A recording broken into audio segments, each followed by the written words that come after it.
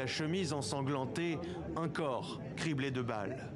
C'est au petit matin que la voiture de Chérubin Okende a été retrouvée dans cette artère fréquentée de Kinshasa. En venant vers 5 heures, j'ai vu le véhicule. Bon, un véhicule comme ça, comment, en passant, je descendais, j'ai vu il y a des sangs, même les sangs, c'est en train de tomber.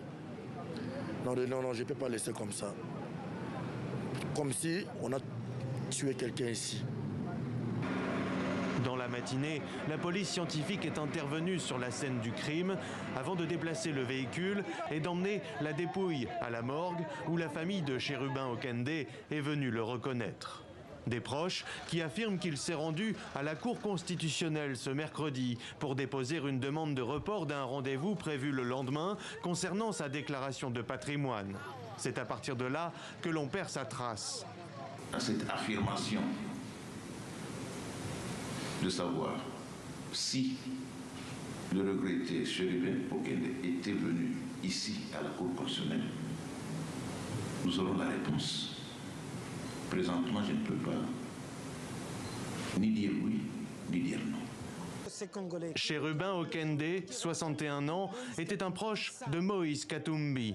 En déplacement à Abidjan, d'où il doit revenir précipitamment, l'opposant, tout comme son parti Ensemble pour la République, dénonce un assassinat politique. Ce crime est un assassinat politique. Nos larmes sont d'autant plus amères que Chérubin Okende était la voix du parti. Il assumait ses fonctions de porte-parole avec un engagement sans faille.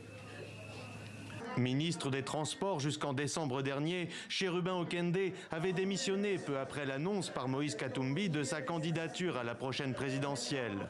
Pour les militants de son parti, la mort de Chérubin Okende s'inscrit dans un climat politique tendu à l'approche de cette échéance dans moins de 6 mois. Chérubin n'a rien fait. Son seul péché était de refuser de collaborer avec le régime en place. Mais par rapport à sa mort, nous savons qu'il y a une main noire derrière cette histoire. Tandis que le gouvernement a condamné un acte odieux, le président Tshisekedi a fait part de son émotion et de sa consternation et enjoint la justice à faire toute la lumière sur le dossier afin de sanctionner les coupables.